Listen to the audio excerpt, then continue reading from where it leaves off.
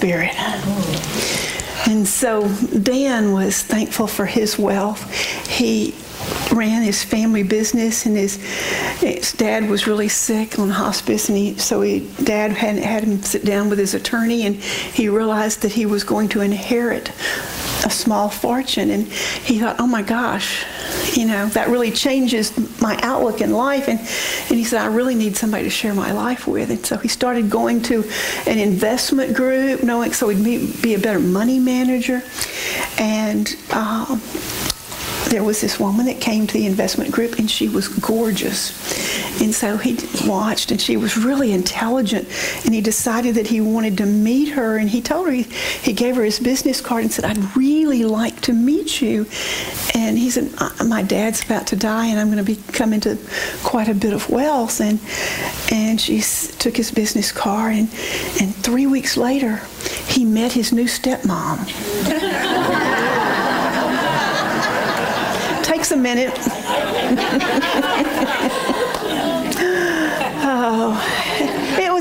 It's a no.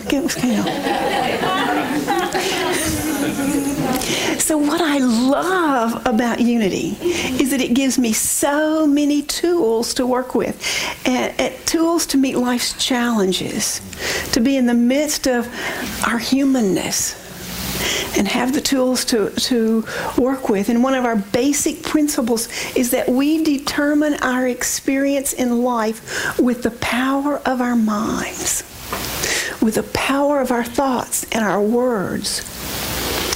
We determine the experience that we have. No matter what happens, we determine how we're going to react and how we're going to show up. So my question for you this morning is, how many of you were taught, like me, how to say thank you when you were growing up?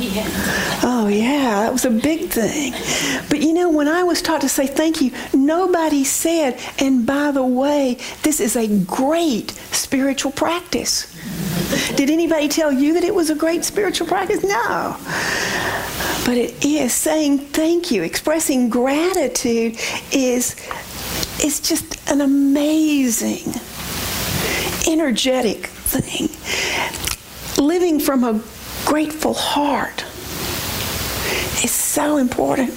And we just take that thank you for granted. But Jesus, our way shower, he didn't take it for granted. You know what he did every time before he fed the 5,000? What did he do? He gave thanks. And if you read some of the healings, what he did before he did that, he gave thanks. Before he raised Lazarus from the dead, what did he do? He gave thanks. So saying thank you is just so important, having that grateful heart. And so this morning, this Sunday before Thanksgiving, I want us to consider the power that having a grateful heart is. And I want to do it by posing the juxtaposition of what emotions can live in a grateful heart and what emotions cannot live in a grateful heart. So we'll start with the emotions that cannot live in a grateful heart.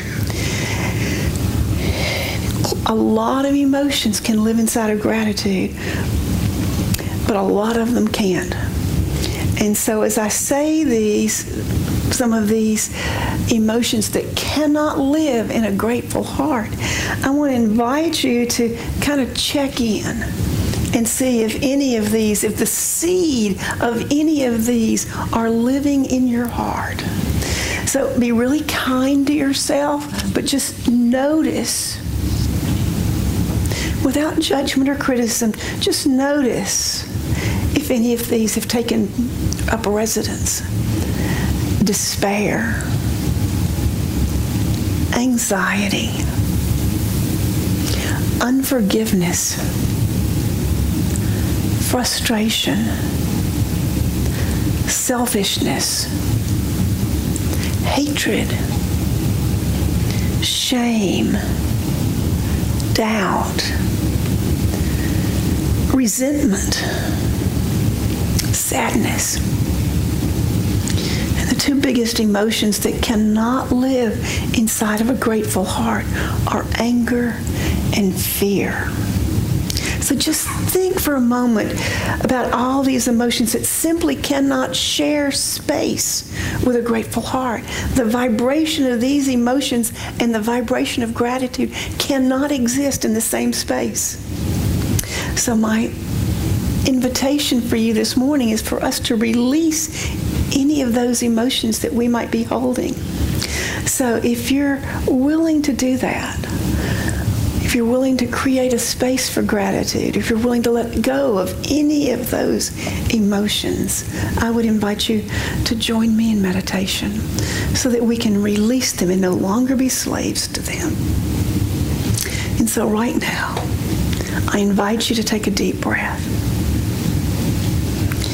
And in the quiet, I am asking you, is there any sense of any of these emotions? Is there any sense of despair, anxiety, unforgiveness, frustration, selfishness, hatred, judgment, shame or doubt, jealousy, resentment, sadness, anger or fear? If there's any sense of those, I'm going to invite you to just quietly let them go. Take a deep breath and blow them out. It really is that easy, because the loving, healing power of God wants to rush in and take their place. Breathe into the place where there's that darkness. Visualize a rush of God's loving energy filling your heart, filling your whole body, filling your mind. Let any sense of unworthiness or dis-ease be washed away. Take another deep breath and say to yourself, I let go of any negative, unwanted energy or emotion or thought. I breathe in and I release. I breathe in peace and I release. I let go of all of those thoughts and those beliefs and emotions that no longer serve me. I'm going to ask James to play a music video, and while it's playing, just let go. Let go. You can let go of all fear and remember that you are a child of God. You unravel me with a melody. You surround me with a song of deliverance from my enemies, till all my fears have come.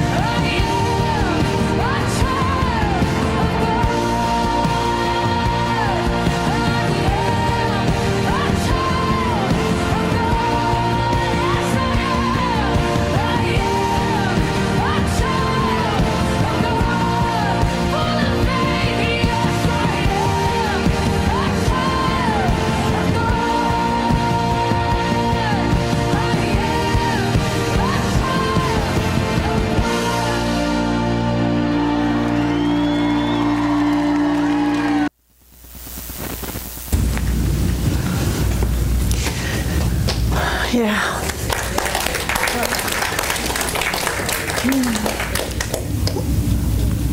We can be no longer slaves to our fears.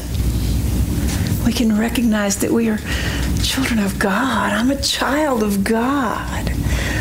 When we have that feeling inside of us, that joy, we have a grateful heart. You know, the universe just doesn't like a vacuum.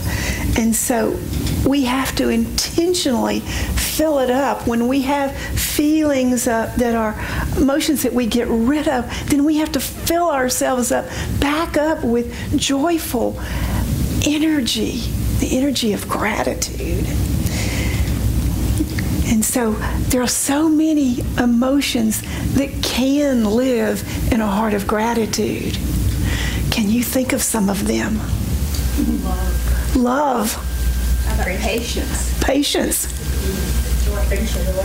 Joy, friendship, peace, kindness, harmony, giving, understanding, contentment, non-judgment, strength, creativity. That's what you brought that up last service. Enthusiasm, energy. That's what lives with gratitude. Rest. Yeah, we can rest easy when we have a grateful heart. Trust. Yes. Compassion. All the good stuff. So I want to share a letter that I've received from one of our congregants, actually 2 letters, and it speaks about the emotion of gratitude. It indirectly speaks of emotion of gratitude. Dear Reverend Beth, Thanksgiving is a time for being thankful, and I'm thankful for the presence of unity in my dad's life. He was distant from us, his kids. We all had our own lives and our own families, so we let him stay distant. Beth, you said he came regularly and that he was an active part of the community. We wouldn't have expected that, but his calendar was filled with church times and events. And as we cleaned out his home, we found unity pamphlets and bulletins and letters and flyers. Thanks for being a part of his life, for being his friends and his extended family.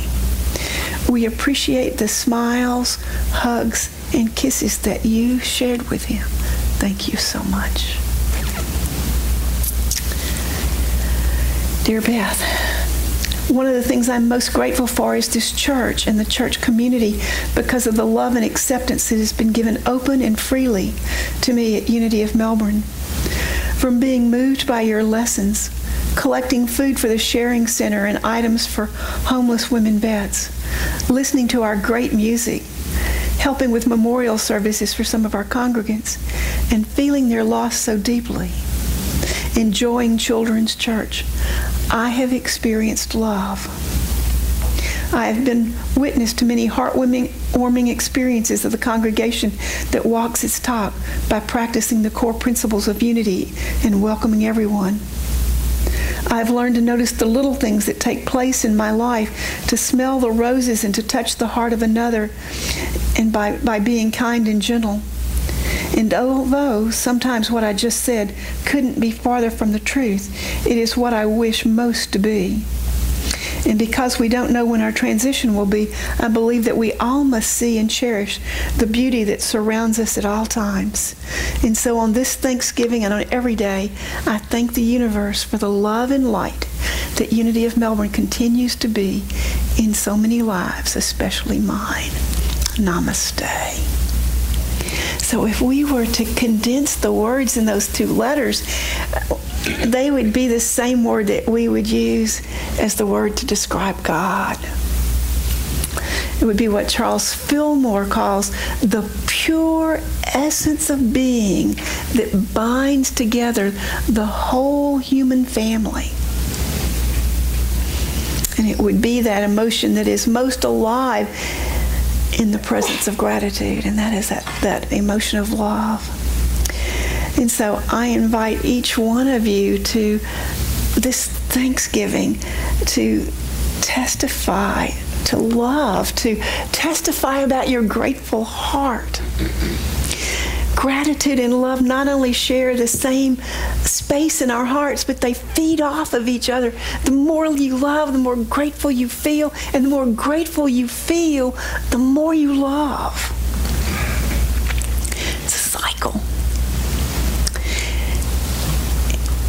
And personally, I have something to be very grateful for this year. And in a way, that song, Letting Go of Fear, plays into this.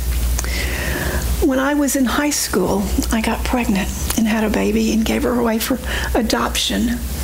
And I lived with that secret for so long. My mom didn't want me to tell anyone. Even my sister didn't know. And so this year, my daughter found me.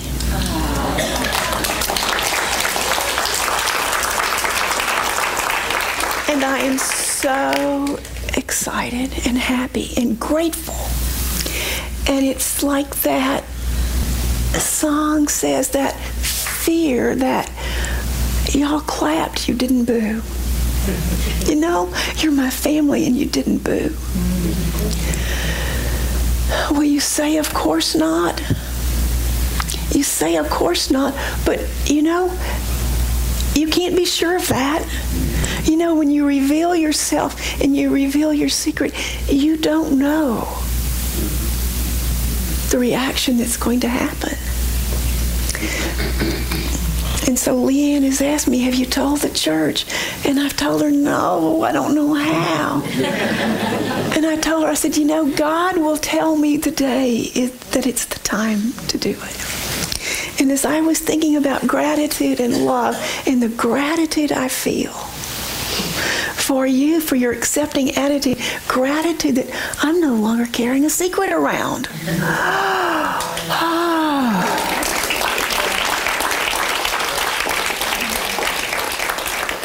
It's an amazing feeling. Yeah, love. Yeah, love. We all love.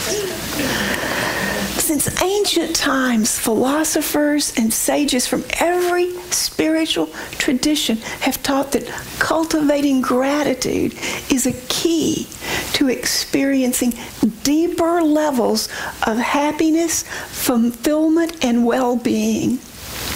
And one of the earliest advocates of this daily gratitude practice was a Dutch philosopher, Baruch Spinoza. He was a rabbi and he was de-rabbied. I forgot the right term.